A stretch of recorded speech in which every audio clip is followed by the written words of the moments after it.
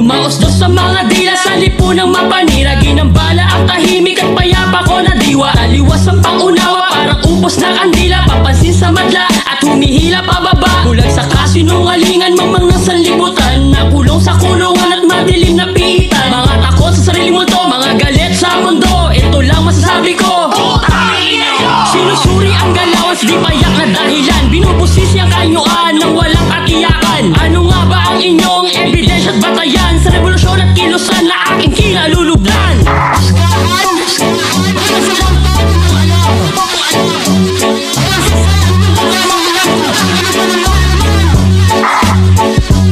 Mga galit sa mabait, mga galit sa mabait, patalikod kang ginagawa. mga galit sa mabait, Sila yung mismong abusado. mga galit sa mabait, Putang ina nyo, mga galit sa mabait, naglalaki ang mga ulo. mga galit sa mabait, Patalikod kang ginagawa. mga galit sa mabait, Sila yung mismong abusado. mga galit sa mabait. Putang ina nyo.